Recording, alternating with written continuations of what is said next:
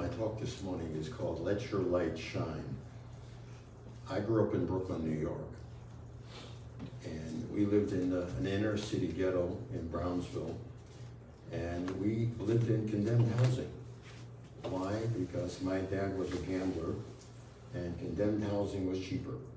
So we had to constantly move because they were going to be tearing down the building we were living in. So from my earliest days, I found out that I was going to have to figure out life on my own. My family was not going to help me out. One story I learned early, once me and my next oldest brother were being chased by a gang. And as we came to the corner, I turned to him and said, well, what are we going to do? And he turned to me and said, what do you mean, we? And I realized, okay, it's every man for himself. At age 10, I was coming home from school and there was an axle on the street that looked like a barbell. And I said, you know what, I'm going to drag that home and I'm going to start working out. I'm not going to be a 98-pound weakling my whole life. Well, I lifted that axle for 3 years until my dad got tired of me lifting this rusted axle and bought me a weight set. And from that humble beginning, 10 years later, I set the Louisiana record in the bench press of 340 pounds while weighing only 147. Wow. So it's not over till it's over. Another thing happened when I went out for track in the 8th grade. Well, back then, the trial for the track team was the 100-yard dash for everybody. So on Monday, I ran the 100-yard dash, and I think I ran it like 15.8. And the coach said, Shaye, you're really slow. But I came back Tuesday, Wednesday, Thursday, and Friday. And Friday he said, Shaye, you're really slow, but it seems like you're willing to work. He said, okay, you can come on the team. I was captain next year, I was captain in high school, and I was captain at Brooklyn College. It's not over till it's over. Now, a lot of my beliefs today occurred after I read Edgar Casey's There Is a River, and changed me from what I call an advanced atheist to one saying, God, you lead, I'll follow. Well, Casey said that dreams could be a pathway to your higher self. So I started recording my dreams. Since 1975, I've recorded over 19,000 of my own dreams. And these have given me insights into numerous areas of my life. The healing that I do today started basically with a dream in 1981 that I was in a church. I came out of the church and there was a gate with a lock on it. I made the sign of the cross and said, in the name of the Christ, and the lock opened. And then a voice said, look at that, we have Christ in our midst. And I said, no, I'm no one. I'm here to help him manifest the Christ. Thought it was an interesting dream, didn't know what to do with it. I'm at a conference in Phoenix, we're discussing dreams, I mentioned this dream. A woman says, well, you're a chiropractor. Why don't you make the sign of the cross over someone's spine and see what will happen? And I said, well, it's just a dream. She said, humor me. So I checked the person's spine, checked their legs, one leg was an inch shorter. I made the sign of the cross and said, in the name of the Christ. Their spine lined up and their legs got even. That's how the healing started. Another dream said, in time you'll work with all things, but you won't seek it out. When it is right, it'll be brought to you. Another dream said, the reason you've been led to Monroe, Louisiana is that the sparse social activity will be helpful for your growth. And when the time is right, you'll be led forth. Another dream, I was a little baby in a crib. I was about an inch big, so I was pretty small. In another crib, there's a big baby running around. He was about 3 feet tall. A voice said, he can move because he's bigger. When you two are bigger, you too can move. I knew the dream was telling me I had things to learn right there in Monroe, Louisiana, and that when the time was right, I would be led forth. A lot of times dreams give you insights into your deepest held beliefs. So twice I had a dream that I was in like a Nazi concentration camp. And I had some religious thing in my hand. And the guards pointed the rifles at me and said, open your hand, show us what's in your hand. and I was afraid if I did, they'd shoot me. But in both dreams, I opened my hand and they shot me. And I woke up thinking I had just been shot. Well, the insight I got was just like another dream when a voice said, if the choice be between God and $1 million, what do you choose? And I said, I choose God. So my insight was my belief in God is stronger than life itself. See, I was a chiropractor in private practice from 1975 to 1993. I finally decided this gift of healing was bigger than me being in that clinic. So I gave away the clinic and started traveling. But in 1993, the year after I closed the clinic, that was a very difficult year financially. By the end of the year, I was $18,000 in debt on my credit cards. And my girlfriend said, well, maybe you made a mistake. And I said, I don't think God makes mistakes. I said, if I have to go down to my last dime, that's what I'm going to do. So at the end of the year, I'm giving a lecture in Dallas at a small bookstore. A man comes up to me and says, I got a friend I'd like you to meet. The friend just happened to be the retired minister of Unity of Dallas. And in 1993, Unity of Dallas was the third biggest in the country, about 1,200 people Sunday morning. So within a few minutes, he said, can you come and speak, in February of 1994? And I said, sure. After I spoke there, they contacted Unity of Charlotte, who contacted Unity of St. Petersburg, who contacted Unity of Naples. Unity of Naples contacted Unity of Boulder, and before I knew it, it was the whole country. So, yes, I like being a chiropractor. I love being a spiritual healer. I get to witness miracles on a weekly basis. Like seeing a little old lady with neuropathy in her feet, she could barely stand. She asked for some healing. I did the healing and she started tap dancing and going, the pain's gone. Or having a former fraternity brother that I knew way back when I used to call myself an atheist, came to visit me in Santa Fe, and he's a museum curator in Philadelphia. And he has a paralyzed leg. He was shot in 1980, and he said that the leg has not been able to move since then. He's seen doctors, healers, chiropractors, therapists, nothing has worked. Well, I worked on him. He gave me a call, which I saved on my phone, because he said, I think I need to be in your little book of miracles, because the leg is moving. And this is the first time since I've been married in the 80s that my wife has seen the leg being able to move. Or it was seeing a lady with blocked tear ducts, which had her not being able to see. This was in England. And I did the healing. She said she felt heat, and immediately her eyesight came back. Not only did it help her, her husband who observed it, who was a doctor, it awoke within him he could do it, just by seeing what I did. Or seeing a dog, one with an irregular heart. Dog had a heart murmur, mitral valve prolapse. 6 weeks after the session, the lady contacted me and said, I went back to the specialist, the heart's perfectly normal. So all these amazing things. Yes, I used to be a chiropractor, but I had to learn to let the light shine. These last 27 years of my life have been the happiest of my life so far. In Modern Maturity magazine, there's an article called Taking Charge. These were stories about people who reinvented their lives. Changing careers required courage and meant sacrificing security. They had to leave the established perch. They had to challenge themselves, prove themselves, and overcome doubt. In the stories, career change led not simply to a new job, but a greater sense of self. Each person took a chance to pursue a dream and discover passion. They had to ask some very difficult questions. What do I care about? What do I want to be?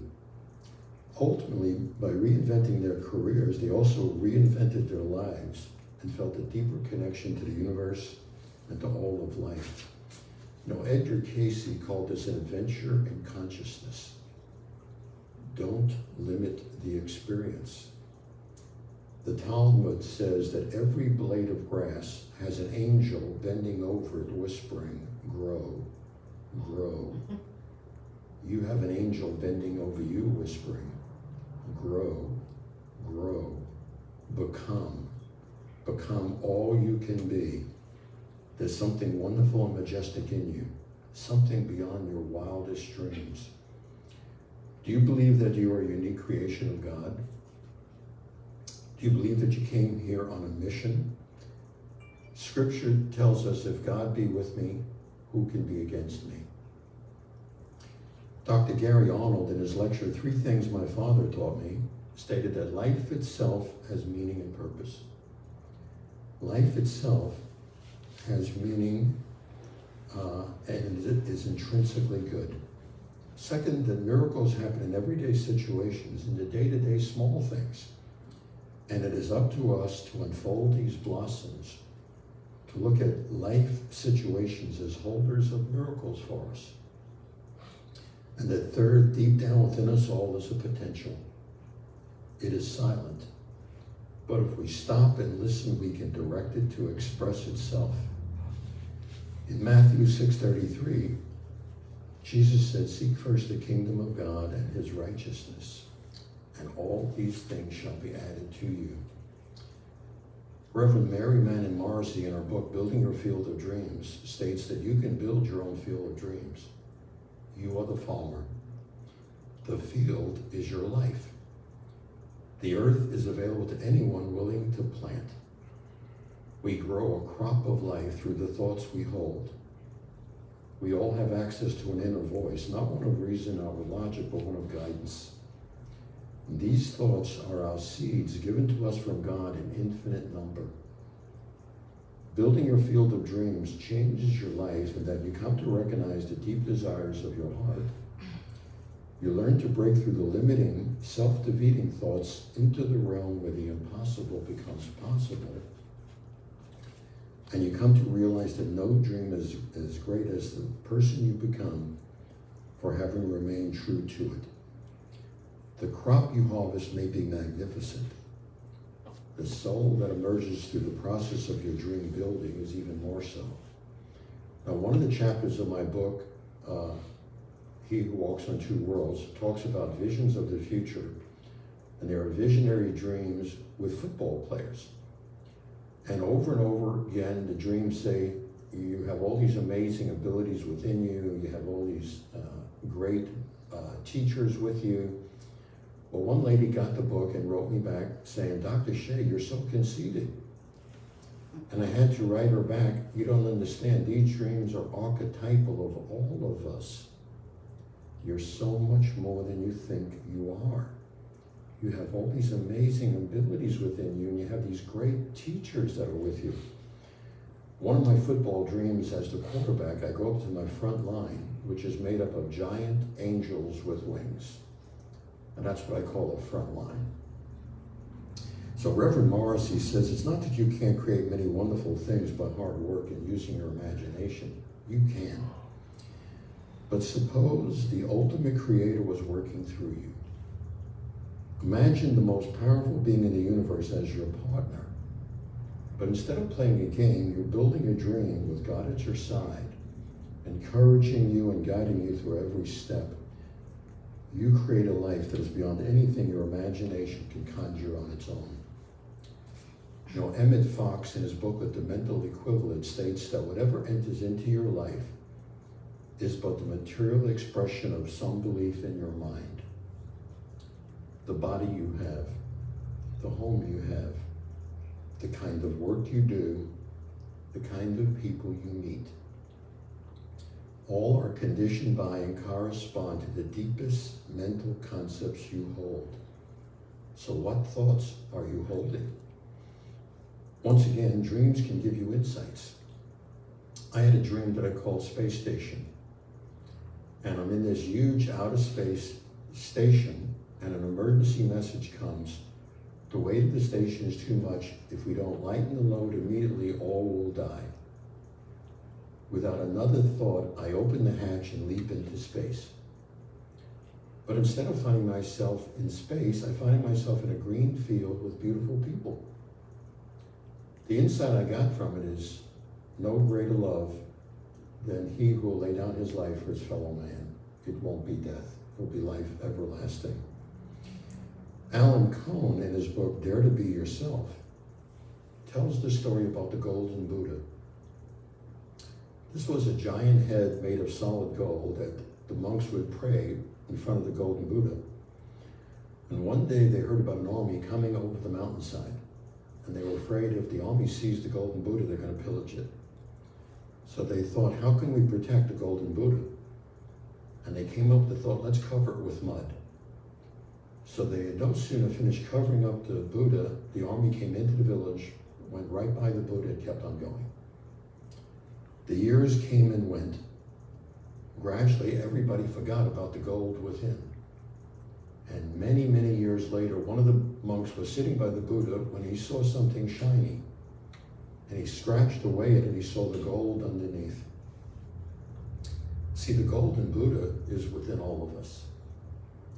Behind the facades, defenses, and images we present to the world, there's a bright and precious soul calling for expression.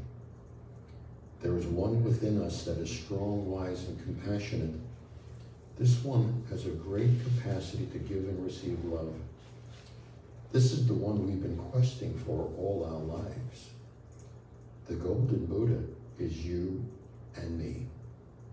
We can hide who we are, but we cannot destroy it. Ultimately, we must discover and live for our inner truth. The time comes when we must put aside our fears and claim our heart's desire and let our light shine. Now, whatever else you do in life, always leave a place in your life for laughter.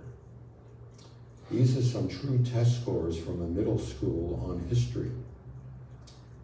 Solomon had 300 wives and 700 porcupines. Socrates was a famous Greek teacher who went around giving people advice. He died from an overdose of wedlock. The greatest writer of the Renaissance was William Shakespeare. He wrote tragedies, comedies, and hysterectomies. Christopher Columbus discovered America while cursing the Atlantic. It was an age of great inventions and discoveries. Sir Francis Drake circumcised the world with a 100-foot clipper. I believe that only when you let God lead you will your life take on meaning and purpose. You know, I love the characters in Ayn Rand's two books, The Fountainhead and Atlas Shrugged, because her main characters had tremendous integrity, and they knew by doing what they loved, they would give people their best. I love the words in the song that Frank Sinatra sang, regrets, I've had a few, but then again, too few to mention. Why? Because Frank did it his way. He let his light shine. If life has meaning and purpose, if life is intrinsically good, if miracles happen in everyday situations and we all have a potential within us that is silent but we can direct, how can we best utilize these things? We must be willing and daring enough to find out what we really want to do and be, and find the strength within to carry it out. Yes, I grew up in a ghetto in Brooklyn, New York. I became a chiropractor, and I eventually found out I had the gift of spiritual healing. So what is it that you love to do? What do you aspire to be? What are you willing to do to place it through to fruition? Number one, place God first in everything.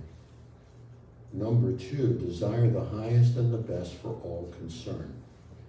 You know, Olga Worrell is considered the most famous spiritual healer of the last 100 years. And in one of her lectures, a woman in the audience, say the lady's name was Carol, said, Olga, how can I be just like you? And Olga said, God doesn't want you to be an Olga 2. God wants you to be a Carol 1. See, we all have the God-given gift of free will. Like the golden Buddha, we need to stand in the light and let our light shine to illuminate the path for those around us. We have a field of dreams. We are the farmers. Our thoughts will determine the crop, and God is working the field with you. Let your light shine. and your life will be transformed because you will be doing what you love. And by doing what you love, you'll be giving people your best. Thank you.